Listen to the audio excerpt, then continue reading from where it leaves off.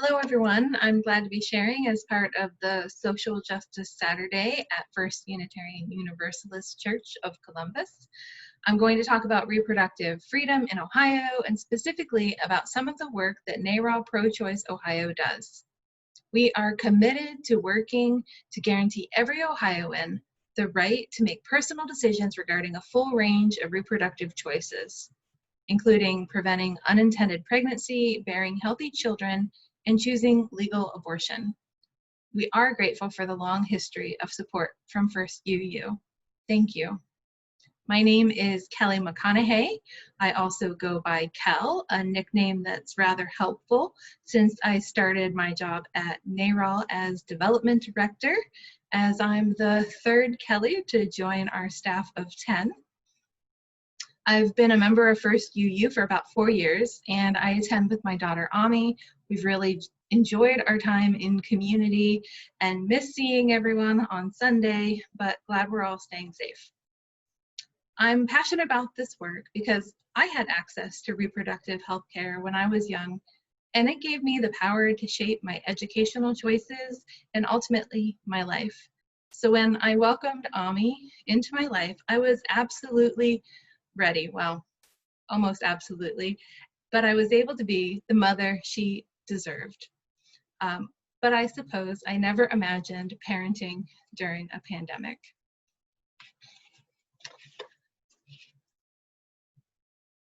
Our reproductive rights have been under attack. There are currently 23 restrictions on reproductive health care in Ohio today. We have a gerrymandered legislature and a GOP majority that is more than happy to continue to chip away at our rights and take full advantage of any situation that presents itself. So we have to be vigilant.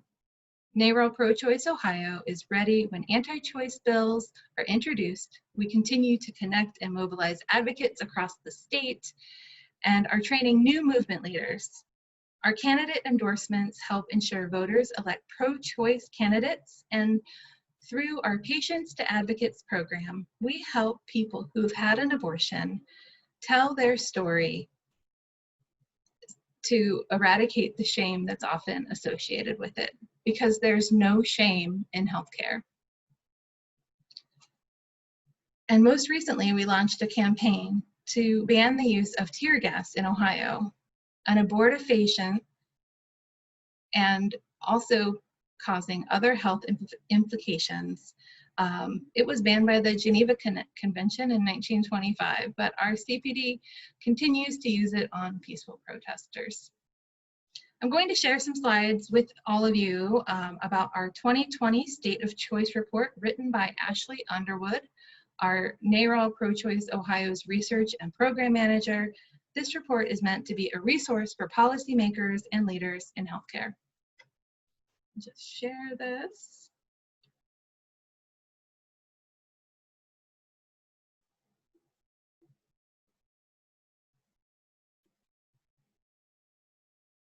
So the State of Choice report is a consolidated and comprehensive collection of data related to reproductive health outcomes in the state of Ohio. This report does not contain original research, but is a compilation of Ohio-specific data retrieved from the Ohio Department of Health, regional and national nonprofits, and academic journals. It's a lengthy document that can be found on our website, prochoiceohio.org. I'm going to share some quick facts about the reality of choice in Ohio. There have been 5 abortion bans signed into law in this decade. Most recently, Senate Bill 23 banned abortions once fetal cardiac activity could be detected, which typically happens around the 6th week of pregnancy, before someone even realizes they may have missed their period. In 2011, House Bill 78 banned abortions at 24 weeks without adequate protection for women's health, rape or incest survivors, or in the case of fatal fetal anomalies. Gestational age limits were further constricted to no more than 22 weeks based on the last menstrual period in 2016 by Senate Bill 127. And signed in 2018, Senate Bill 145 outlawed dilation and evacuation, and House Bill 214 prohibited abortion if there was a Down syndrome diagnosis, as you can see by the status where these bills are currently. $3,750,000. This is the dollar amount allotted to crisis pregnancy centers or fake health clinics per year in the 2021 state budget. Since 2013, Ohio lawmakers have allocated a significant portion of TANF dollars to subsidize crisis pregnancy centers through the Parenting and Pregnancy Support Program. Crisis pregnancy centers often provide medically inaccurate information, for instance, telling patients that abortion causes cancer, infertility, and mental health problems to dissuade them from seeking abortion care. They are often judgmental of patient decisions, are largely unlicensed and unregulated, and employ medical professionals who oppose abortion. It's important to consider how we care for our children. Ohio is unique in that it is one of the 9 states with a state-supervised, county-administered child protection system. Ohio ranks last in the nation for the amount of state revenue spent on child protection funding. The state of Ohio contributes 10 cents of every dollar spent on child welfare services in the state. In comparison, other state governments contribute an average of 42 cents of every dollar spent on child welfare. We must fund these critical services and programming to keep children safe. Unpaid leave is an essential part of the conversation. As provided under the Family and Medical Leave Act, it is inaccessible to 62% of Ohio's employees, either because they are not protected by the law or because they're unable to afford time off without pay. The fight for paid family and medical leave is particularly imperative in Ohio. Our state economy is encumbered with low-wage, physically demanding jobs, racial wealth gaps, and few employment benefits, creating a hostile environment in which families must decide between fleeting financial security and their health. For many individuals and families, choice is an intangible concept without job security. To contextualize parenting within the economic landscape of Ohio, consider the fact that in 2017, 37.1% of people who had abortions already had 2 or more children, and 25.4% already had 1 child. For Ohioans to have a choice when it comes to their health and having children, there must be job opportunities that can pay a living wage so people can afford the healthcare, housing, and other costs associated with supporting a family. 11 of the 13 most common jobs in Ohio pay less than $34,000 a year, which for a family of 3 is under 200% of the federal poverty line, the standard marker of a low-income household. Demonstrated here are the disparities among racial and ethnic groups.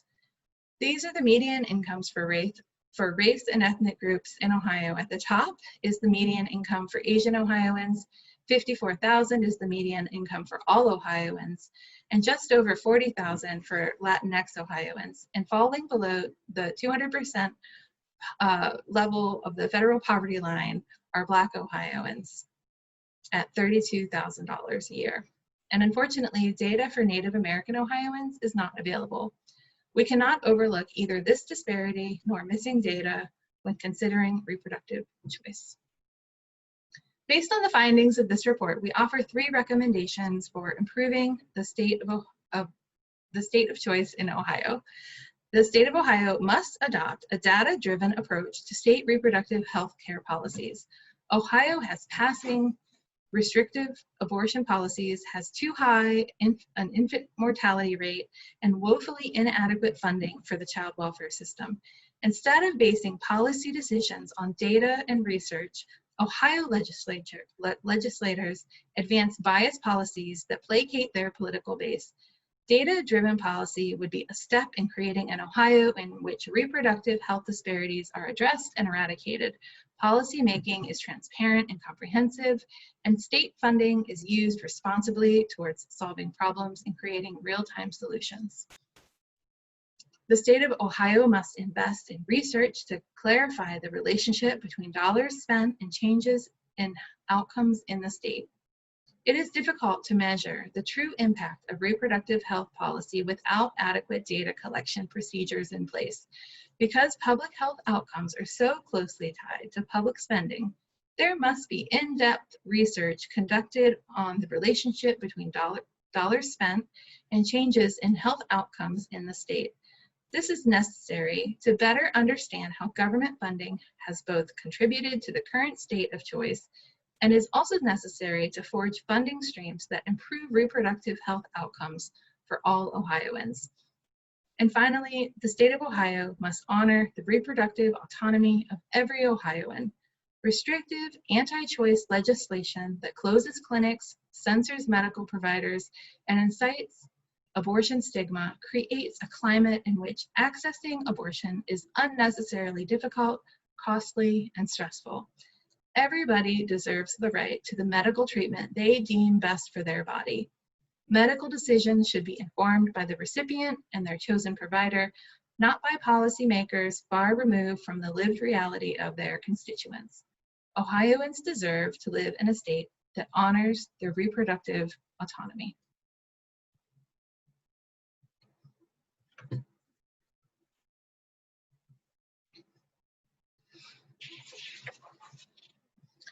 So we don't know what the next few months holds in terms of the pandemic, but we know that we will continue to build, connect, and adapt to ensure pro-choice voters are mobilized come November and our reproductive freedoms are protected. I'd like to invite you to get involved in this movement. At First UU, you can join the conversation about reproductive rights with the Justice Action Ministry team. I would love to see you there. And I would also welcome you to get to know NARAL Pro-Choice Ohio by signing up for alerts so you know when to call your legislator.